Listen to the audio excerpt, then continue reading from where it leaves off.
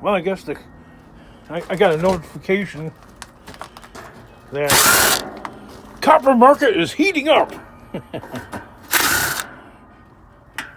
Copper prices are up by 10 cents a pound. Well, I guess if you're scrapping quite a bit of copper, 10 cents a pound, that's $200 a ton rise. So if you own a scrapyard,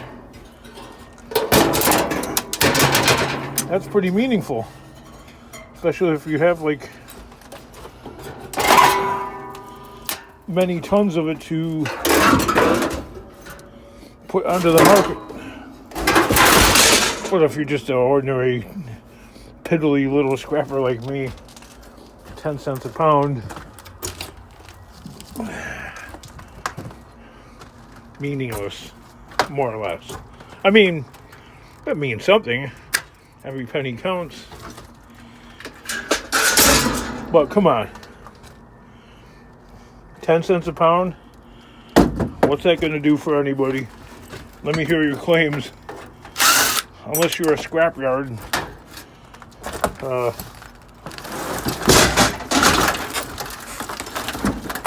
10 cents a pound is nothing. King, be grateful for the blessings. I am.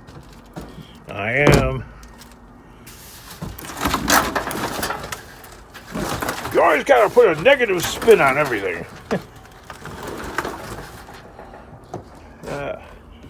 I guess, if you want to call it that.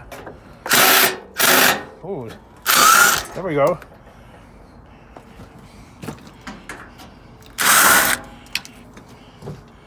I'm not afraid to show my shortcomings, which are everything, warts and all.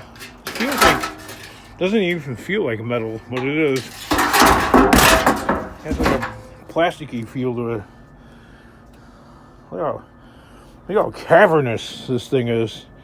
You can actually store stuff in here. It's so huge. King, then it wouldn't work right. Well, I ran out of gigabyte space as I was trying to make that video of me tearing apart that air conditioning unit. So that's a problem. I gotta create some more gig space on my gadget here. So I had a little tear down sesh.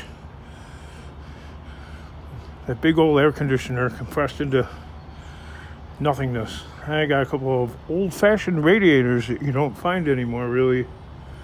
They've gotten very rare. And a little bit of cans. But when the cans are wet, they always get suspicious. That I waterlogged them, even though it's just a little bit of rain.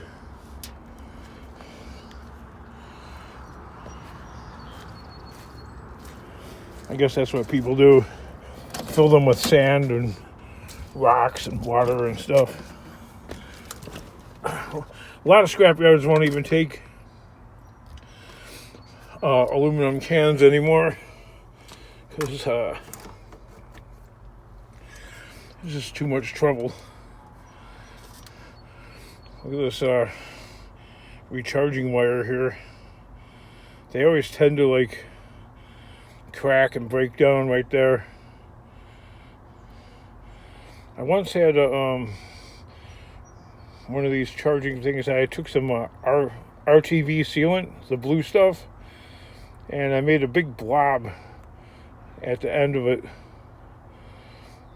covering half of that plug part and going all the way down here.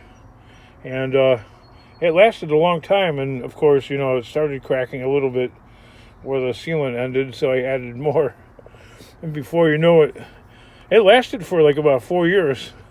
Before you know it, I had about maybe 5 or 6 inches of RTV sealant, different colors, on the wire before this part right here finally gave up. And that was pretty much the end of it. But I don't know. I think I could still rescue this one if I try that. You got to get it in the perfect working position, because if it's like just like that, it won't it won't work. So if you get it like that in the perfect position where it's charging, and then you let the sealant cure overnight, you're golden, because it will probably work pretty well. Very unsightly, gets people to look and go, "What's that?" Well, these stupid things that probably cost about 10 cents to make in China, if that, go for like anywhere between $14.95 and $25, depending on where you go. Yeah, I went to Five Below. They don't have any for the iPhone. Go to the dollar store and you can find all kinds for like $1.25 for Android, but they don't carry anything for the iPhone.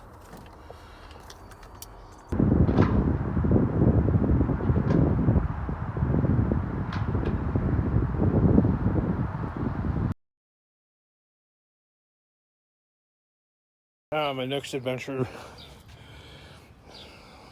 we had some steel I-beams and some posts that they use to make sure buildings don't get clobbered by cars, etc. They sink them in the ground, pour concrete in them, paint them yellow. The scrap life. And the poverty. Okay, the only thing left is these 3 I-beams, which are pretty darn heavy. All the rest of that's in here.